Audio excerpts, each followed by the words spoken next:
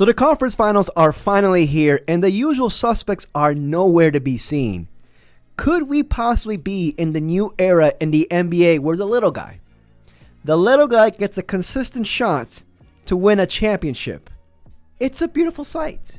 It's a beautiful sight. Like, they're calling it the NBA Parity Era, in which case everybody can win.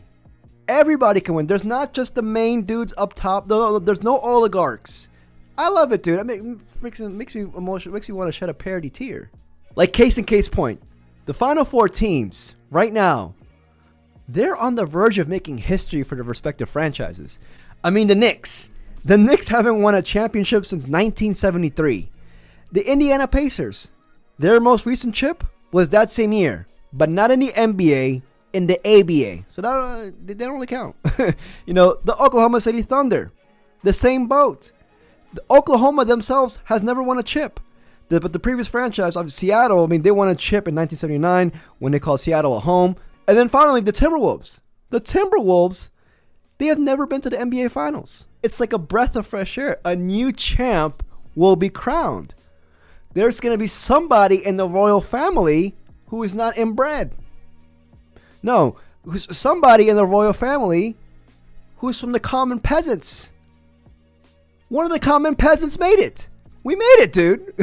You know, so to me, I love it. But yeah, man, welcome to the Dirty Bucket, the 87th best NBA news network on YouTube.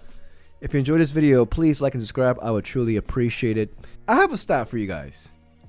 When Adam Silver hands over the Larry O'Brien trophy to one of these 4 remaining teams, and I haven't said this, but like, I firmly believe that these 4 remaining teams are going to provide top-notch basketball, and to me, it's just going to be just as entertaining if it wasn't for any of the superpower / oligarch teams, you know, if they made the finals or the conference finals. It's going to be just as entertaining. The Pacers and the freaking Knicks, history between those two teams, the Wolves against the Thunder, 2 rising young faces of the league with SGA and Ant. I'm loving it. But this stat right here, this year will mark the first time in NBA history where there's been 7 different champions in the past 7 years. I feel like my generation, we're coming from an era where we're used to seeing people going back to back. But the last time that actually a team went back to back was the Warriors. Like, they went back to back in 2017 and 2018. But since then, it was the Raptors in 2019, the Lakers in 2020, the Bucks in 2021, the Warriors again 22, Denver 23, Boston 24. No back-to-backs. You love it. Some people, they will like, you know, continue dominance and stuff like that. That creates a storyline. But to me, I'm just like, I'm a guy where I want to spread the love. I want to spread the love to teams, franchises, especially small market teams where they themselves are not coming into a season and just be like, oh, the second round and we did it. No. Enough of that mentality. It's now championship or bust. And apparently, like, this is the longest stretch of different champions in NBA history. But, like, you know, it seems like the NBA is just catching on to the other professional leagues, like the MLB, the NHL, the NFL. They've all had longer ones, but not too long than 7 years either, though.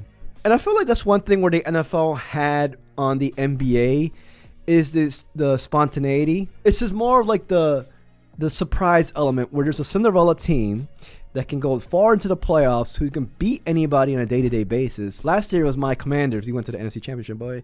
But now again, like, there's teams. Granted, the Chiefs have been making the Super Bowl damn near every year.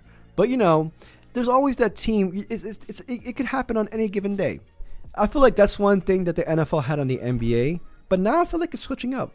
And hopefully it sticks. Granted, this could be just like a one-time, like, a little stretch thing, and then the freaking Thunder go on a 5-year championship run or something like that. But the NBA, like, the league wanted this. They wanted unpredictability, especially after, you know, the 4 consecutive Cleveland versus Golden State title matchups from 2015, 2018. Those days, to me, those are like the...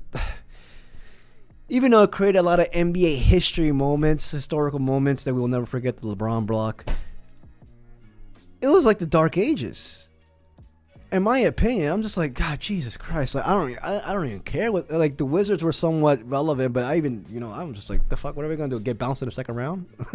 You know, like, Kevin Durant truly messed things up. But anyways, I don't want to blame anybody. But like, you know, to me, I'm just like, I was always interested in the NBA, but I just didn't really like care. Like, it just wasn't fair. The power imbalance wasn't there, dude. I remember like, I took up a hobby. Like, I was just like, man, screw the NBA, man. I learned how to hunt squirrels. You know, like, I didn't need to watch the NBA as much. I was like, I already know what's going to happen. Just wait until June. Let me hunt these squirrels in the meantime. But no matter what the NBA Finals matchup is this year, the NBA will be seeing 11 conference champion franchises in the span of 7 seasons, which to me is another great note in diversifying the competitive balance in this league. Like, there's nobody left in these playoffs who has been an NBA Finals MVP yet. But that could change, you know, with SGA. You know, it looks like it could be him. It looks like it should. I mean, it should be. Then again, the MVP is voting's already closed. The MVP is on the regular season, but you know that could change. It looks like it should be SGA, but you know, you never know. And another stat I want to read to you guys is that with the remaining players left in the conference finals, there's only been 7 players left who have appeared in an actual NBA Finals game. 15 times 4, that is 60.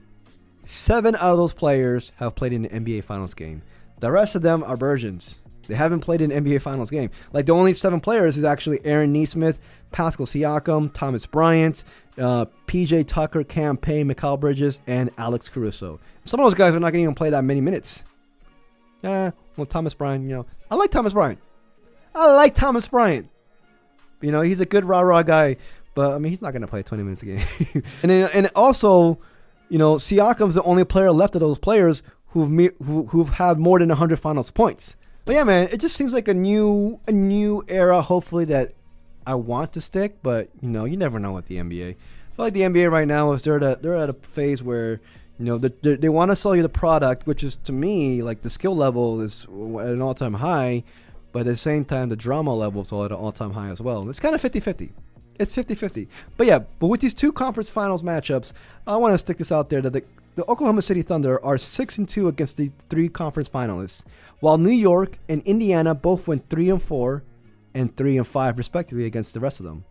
As far as head-to-head, the Thunder and the Timberwolves split their 4 meetings, and the Timberwolves outscored the Thunder 475-472. That series is going to be close. That's a great series. 2 great series. We might see 2 Game 7s. And then also with the Knicks, I mean, they went 2-1 against the Pacers in the regular season, but with all 3 games decided by at least 11 points or less.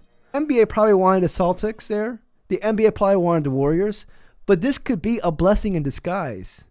It really can, man, and I'm truly loving it. These 2 conference finals matchups are gearing up to be great series, super entertaining, you know, and I'm happy, dude. I really am.